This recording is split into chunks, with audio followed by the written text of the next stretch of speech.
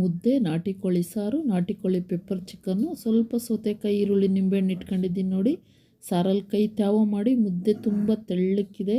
ಸಾಂಬಾರಲ್ಲಿ ಈ ಥರ ಡಿಪ್ ಮಾಡಿ ಆಹಾ ತಿಂತಾಯಿದ್ರೆ ತುಂಬಾ ಸೂಪರಾಗಿರುತ್ತೆ. ಯಾರಿಗೆಲ್ಲ ನಾಟಿ ಕೋಳಿ ಇಷ್ಟ ಫ್ರೆಂಡ್ಸ್ ನೋಡಿ ನಿಮಗೋಸ್ಕರ ಮಾಡಿದ್ದೇನೆ ನೋಡಿ. ಸ್ವಲ್ಪ ಲೆಮನ್ ಈ ಥರ ಹಿಂಡ್ಕೊಂಡು ತಿಂತಾಯಿದ್ರೆ ಸೂಪರು ನೋಡಿ. ಇಲ್ಲಿ ನಾಟಿ ಕೋಳಿನೂ ಸಹ ತುಂಬಾ ಚೆನ್ನಾಗಿ ಬೆಂದಿದೆ. ಇದನ್ನು ಯಾವ ಥರ ಮಾಡೋದು, ಇದಕ್ಕೇನೆಲ್ಲ ಪ್ರಿಪ್ರೇಷನ್ ಬೇಕು ಬನ್ನಿ ಫ್ರೆಂಡ್ಸ್ ನೋಡ್ಕೊಳ್ಳೋಣ. ತುಂಬಾ ಸೂಪರಾಗಿ ಅದ್ಭುತವಾಗಿ ಬಂದಿದೆ. ಖಂಡಿತ ಮರಿದೆ ಒಂದು ಸತಿ ಟ್ರೈ ಮಾಡಿ. ನಾಟಿ ಕೋಳಿ ಸಾರು ಮಾಡೋದಕ್ಕೆ ನೋಡಿ 1 kg ನಾಟಿ ಕೋಳಿನ ತೆಗೆದು ನೀಟಾಗಿ ಕ್ಲೀನ್ ಮಾಡಿಕೊಂಡು ಸುಟ್ಟು ಚೆನ್ನಾಗಿ ಇಲ್ಲಿ ತೊಳೆದು ಇಟ್ಕೊಂಡಿದ್ದೀನಿ 1 kg.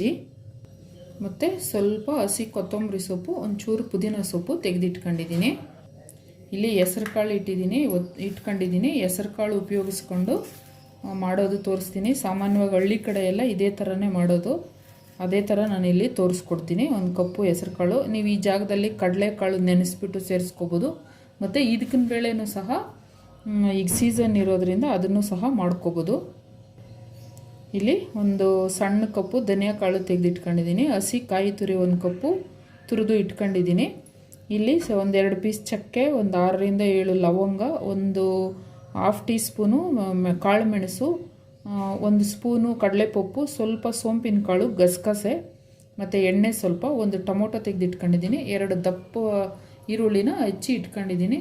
ಸ್ವಲ್ಪ ಬೆಳ್ಳುಳ್ಳಿ, ಒಂದು 10ರಿಂದ 12 ಎಸಳು ಬೆಳ್ಳುಳ್ಳಿ ಇದೆ, ಒಂದು 2 ಇಂಚು ಶುಂಠಿ, ಮತ್ತು ಈ ಥರ ಹಣ್ಣು ಮೆಣಸಿನ್ಕಾಯಿ ಮತ್ತು ಒಣಮೆಣಸಿನ್ಕಾಯಿ 2 ಮಿಕ್ಸ್ ಇಟ್ಕೊಂಡಿದ್ದೀನಿ. ಚಿಕನ್ ಸಾರು ಸ್ಟ್ರಾಂಗಾಗಿ ತುಂಬಾ ಚೆನ್ನಾಗಿರುತ್ತೆ. ನೀವು ಮೆಣಸಿನ್ಕಾಯಿ ಬೇಡ ಅಂತೇಳಿದ್ರೆ ಖಾರದ ಪುಡಿನೂ ಸಹ ಯೂಸ್ ಮಾಡ್ಬೋದು. ಇಲ್ಲಿ ಸ್ವಲ್ಪ ರುಚಿಗೆ ತಕ್ಕಷ್ಟು ಉಪ್ಪಿಟ್ಕೊಂಡಿದ್ದೀನಿ, ಅರಿಶಿನ ಪುಡಿ. ಇಷ್ಟಿದ್ರೆ ಒಂದೊಳ್ಳೆ ಸೂಪರಾಗಿರೋಂಥ ನಾಟಿ ಕೋಳಿ ಸಾರು ಮಾಡ್ಕೋಬೋದು. ಬನ್ನಿ ಈಗ ಅದನ್ನು ಹೇಗೆ ಮಾಡೋದು ನೋಡ್ಕೊಳ್ಳೋಣ. ನೋಡ್ಕೊಳ್ಳೋಕ್ಕಿಂತ ಮುಂಚೆ ನನ್ನ ಚಾನಲ್ಗೆ ಯಾರಾದರೂ ಹೊಸಬರಾಗಿದ್ದರೆ ನನ್ನ ಚಾನಲ್ನ ಸಬ್ಸ್ಕ್ರೈಬ್ ಮಾಡ್ಕೊಳ್ಳಿ ಫ್ರೆಂಡ್ಸ್. ಹಾಗೆ ಬೆಲ್ ಬಟನ್ ಒತ್ತೋದನ್ನು ಮರಿಬೇಡಿ. ಈಗ ಇಲ್ಲಿ ನಾನು ಗ್ಯಾಸ್ ಸ್ಟವ್ ಆನ್ ಮಾಡ್ಕೊಂಡು ಕುಕ್ಕರ್ ಇಟ್ಟಿದ್ದೀನಿ. ಕುಕ್ಕರ್ ಬಿಸಿಯಾಗಿದೆ. ಸ್ವಲ್ಪ ಆಯಿಲ್ನ ಸೇರಿಸ್ಕೋತಾ ಇದ್ದೀನಿ. ಈಗ ಆಯಿಲು ಸ್ವಲ್ಪ ಬಿಸಿಯಾಗಿದೆ. ತೆಗೆದಿಟ್ಕೊಂಡಿರೋಂಥ ಈರುಳ್ಳಿ ಮತ್ತು ಬೆಳ್ಳುಳ್ಳಿ, ಶುಂಠಿ, ಮೆಣಸಿನ್ಕಾಯಿನೆಲ್ಲ ಸೇರಿಸ್ಕೋತಾ ಇದ್ದೀನಿ. ನೀವು ಯಾವ ಪಾತ್ರೆಯಲ್ಲಿ ಸಾಂಬಾರು ಮಾಡ್ತೀರಾ ಅದೇ ಪಾತ್ರೆಯಲ್ಲೇ ಮಸಾಲೆನ ಬೇಯಿಸ್ಕೊಳ್ಳಿ. ಆಗ ಪಾತ್ರೆ ತೊಳೆಯೋದು ಉಳಿತಾಯ ಆಗುತ್ತೆ ಟೈಮು. ಈಗ ಇದು ಒಂಚೂರು ಫ್ರೈ ಆಗಿದೆ. ಈಗ ತೆಗೆದಿಟ್ಕೊಂಡಿರೋಂಥ ಟೊಮೊಟೊನು ಸಹ ಸೇರಿಸ್ಕೊತಾ ಇದ್ದೀನಿ. ಮತ್ತು ಕೊತ್ತಂಬರಿ ಸೊಪ್ಪು, ಪುದೀನ ಸೊಪ್ಪು ಚೆನ್ನಾಗಿ ಇದನ್ನು ಫ್ರೈ ಮಾಡ್ಕೋಬೇಕು. ಎಷ್ಟು ಚೆನ್ನಾಗಿ ಫ್ರೈ ಮಾಡ್ಕೋತೀವೋ ಇಲ್ಲಿ ಕೋಳಿ ಸಾರು ಅಷ್ಟು ಚೆನ್ನಾಗಿ ಬರುತ್ತೆ. ಈಗ ಇದು ಸ್ವಲ್ಪ ಚೆನ್ನಾಗಿ ಫ್ರೈ ಆಗಿದೆ. ಈಗ ತೆಗೆದಿಟ್ಕೊಂಡಿರೋಂಥ ಧನಿಯಾ ಕಾಳನ್ನ ಸೇರಿಸ್ಕೊತಾ ಇದ್ದೀನಿ. ಧನಿಯಾ ಕಾಳು ಸೇರಿಸ್ಮೇಲೆ ಸ್ವಲ್ಪ ಚೆನ್ನಾಗಿ ಧನಿಯಾ ಕಾಳನ್ನ ಅಷ್ಟೇ ಕೆಂಪಕ್ಕಾಗೋವರೆಗೂ ಫ್ರೈ ಮಾಡ್ಕೋಬೇಕು. ಧನಿಯಾ ಪೌಡ್ರ್ ಸೇರಿಸೋದಕ್ಕಿಂತ ಈ ಥರ ಧನಿಯಾ ಕಾಳು ಫ್ರೈ ಮಾಡಿ ಮಸಾಲೆ ಇದು ಮಾಡ್ಕೊಳ್ಳಿ. ತುಂಬಾ ಟೇಸ್ಟು ಚೆನ್ನಾಗಿ ಡಿಫ್ರೆಂಟಾಗಿರುತ್ತೆ. ಮತ್ತು ಈಗ ಅದು ಸ್ವಲ್ಪ ಫ್ರೈ ಆಗಿದೆ. ಇಲ್ಲಿ ಕಡಲೆಪಪ್ಪು ಮತ್ತು ಮೆಣಸು, ಲವಂಗ, ಚಕ್ಕೆ, ಸೋಂಪಿನ ಕಾಳು ಎಲ್ಲನೂ ಸೇರಿಸ್ಕೊತಾ ಇದ್ದೀನಿ. ಎಲ್ಲ ಸೇರಿಸ್ಮೇಲೆ ಲೈಟಾಗಿ ಇನ್ನೊಂದು ಸತಿ ಫ್ರೈ ಮಾಡ್ಕೊಬಿಡ್ಬೇಕು.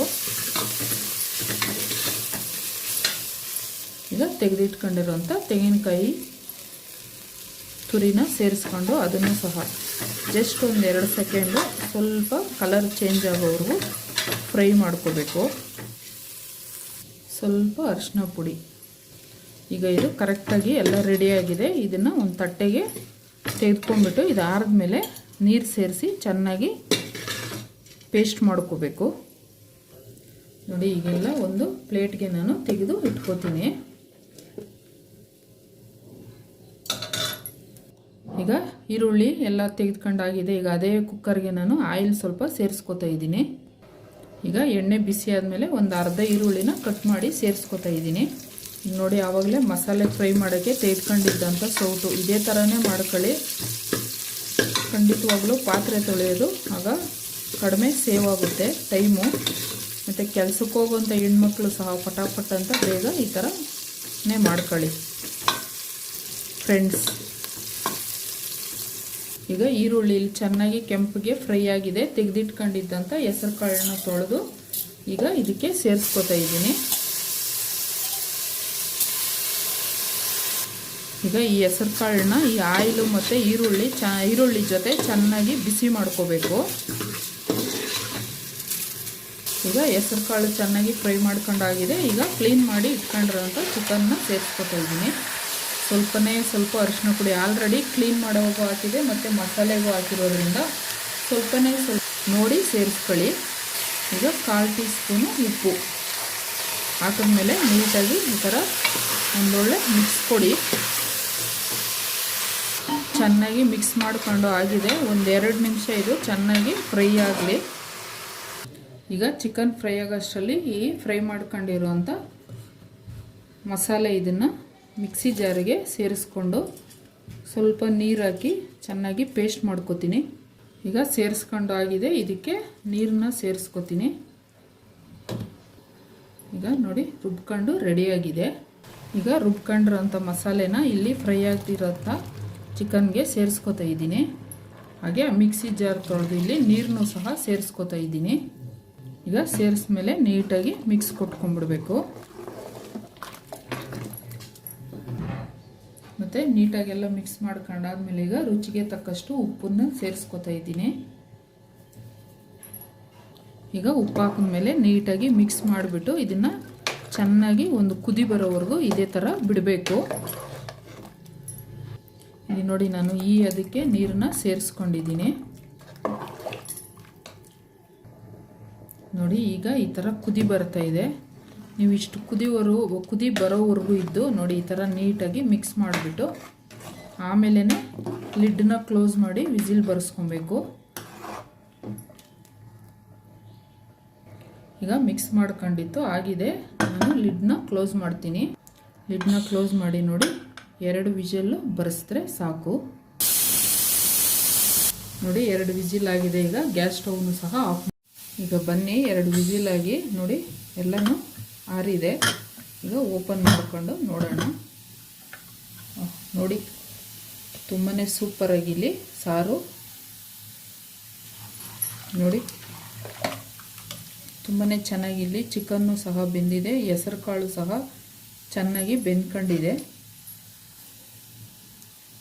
ನೋಡಿ ಚಿಕನ್ನು ಚೆನ್ನಾಗಿ ಬೆಂದಿದೆ. ನೀವು ಸ್ವಲ್ಪ ತಿಳು ಇತ್ತು ಅಂತ ಹೇಳಿದ್ರೆ ಇನ್ನೂ ಸ್ವಲ್ಪ ಕುದಿಸ್ಕೊಳ್ಳಿ. ಇಲ್ಲಿ ನೋಡಿ ಕರೆಕ್ಟಾಗಿ ಆಗಿದೆ. ಇಲ್ಲಿ ನೋಡಿ ಇಷ್ಟಿರಬೇಕು ಮುದ್ದೆ ಮತ್ತು ರೈಸ್ಗೆ ತಿನ್ನೋದಕ್ಕೆ. ಈಗ ಸ್ವಲ್ಪ ಕೊತ್ತಂಬರಿ ಸೊಪ್ಪನ್ನ ಸೇರಿಸ್ಕೊತಾ ಇದ್ದೀನಿ. ನೀವು ಈ ಟೈಮಲ್ಲಿ ಉಪ್ಪು ಖಾರನೂ ಸಹ ನೋಡಿ ಸೇರಿಸ್ಕೋಬೋದು. ಈಗ ನಾನು ಹಾಕಿರೋಂಥ ಮೆಜರ್ಮೆಂಟ್ ಇಲ್ಲಿ ಕರೆಕ್ಟ್ ಇದೆ. ಈ ಬಿಸಿಗೇನೆ ಸಾಕು ಕೊತ್ತಂಬರಿ ಸೊಪ್ಪು, ನಾನು ಕುದಿಸೋಕ್ಕೆ ಹೋಗೋದಿಲ್ಲ. ನೋಡಿದ್ರಲ್ಲ ಫ್ರೆಂಡ್ಸ್, ಎಷ್ಟೊಂದು ಈಸಿಯಾಗಿ ಈ ನಾಟಿ ಕೋಳಿ ಹೆಸರು ಕಾಳು ಉಪಯೋಗಿಸ್ಕೊಂಡು ಚಿಕನ್ ಸಾಂಬಾರನ್ನ ಯಾವ ಥರ ಮಾಡ್ಬೋದು ಅಂತ. ಇನ್ಯಾಕೆ ತಡ ಫ್ರೆಂಡ್ಸ್, ನೀವು ಸಹ ಮನೆಯಲ್ಲಿ ಮಾಡಿಕೊಂಡು ಟ್ರೈ ಮಾಡಿ ನನಗೆ ಹೇಗೆ ಬಂತು ಅಂತ ಕಮೆಂಟ್ ಸೆಕ್ಷನಲ್ಲಿ ತಿಳಿಸೋದನ್ನು ಮರಿಬೇಡಿ. ಈ ವಿಡಿಯೋ ಇಷ್ಟ ಆಗಿದ್ರೆ ಲೈಕ್ ಮಾಡಿ, ಶೇರ್ ಮಾಡಿ, ಸಬ್ಸ್ಕ್ರೈಬ್ ಮಾಡಿ, ಹಾಗೆ ಬೆಲ್ ಬಟನ್ ಒತ್ತೋದನ್ನು ಮರಿಬೇಡಿ. ನನ್ನ ಈ ಪುಟ್ಟ ಪ್ರಯತ್ನಕ್ಕೆ ನಿಮ್ಮೆಲ್ಲರ ಸಹಕಾರ ಹೀಗೆ ಇರಲಿ ಅಂತ ಹೇಳ್ತಾ ನನ್ನ ವಿಡಿಯೋ ನೋಡಿದ್ದಕ್ಕೆ ತುಂಬ ಧನ್ಯವಾದಗಳು.